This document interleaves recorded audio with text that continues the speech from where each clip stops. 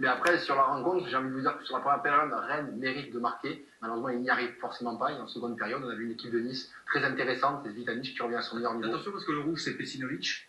Donc ouais, et on a vu que combien ils avaient eu des difficultés. Gomis qui le remplace. Voilà. Oui, mais il le remplace, mais on a vu que ça fonctionnait un petit peu moins bien. Parce qu'après, j'ai des belles images à vous montrer. Et attention, et Kevin Hanna est plus là, donc ça veut dire déjà t'as un petit peu ta colonne vertébrale au niveau défensif qui est un petit peu amputée quand même. Hein. C'est vrai, mais Botea qui est bien revenu quand même. Non, si tu as des belles images, vas-y. Parce que si on a peut-être le temps, moi j'aimerais revenir sur ce débat, comment on arbitre le PSG et comment cette équipe, qui est la deuxième équipe qui a fait le moins de fautes, et la deuxième équipe la plus sanctionnée.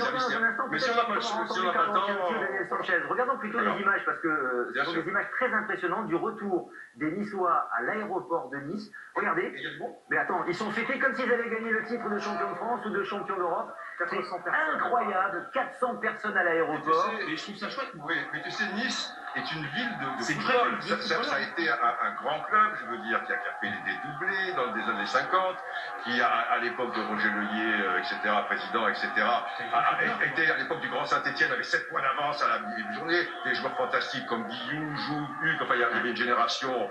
C'est un grand club avec ce stade au cœur de la ville, vieillot, bon, qui va changer, c'est normal.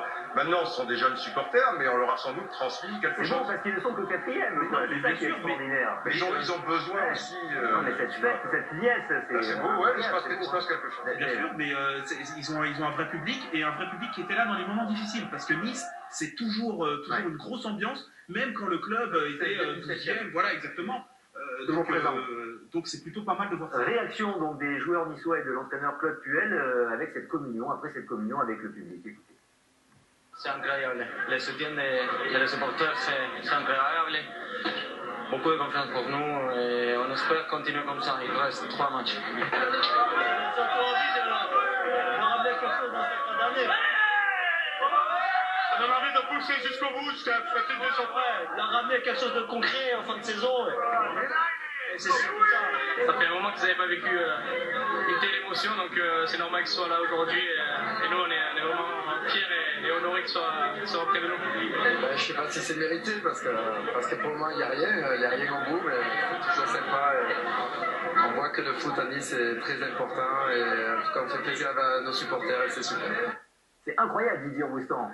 Alors, ce qui est encore plus incroyable, c'est que Dario Zvitanic, qui a joué quand même à Boca Junior, et j'ai autant te dire qu'entre ça, bon, qui est très sympathique, je veux dire, et Boca Junior, il est quand même touché, parce que, je veux dire, voilà, l'émotion, c'est pas forcément la quantité, il s'y attendait peut-être un peu moins, ça a été progressif pour lui, c'est beau, c'est bien. Quelques chiffres au sujet de Nice. Et notamment sur Claude Puel, c'est l'entraîneur niçois qui totalise le plus de points par match, 1,68 sur les 30 dernières années de l'histoire du club niçois. Donc un coup de chapeau quand même à Claude Puel. C'est pas le cas de Frédéric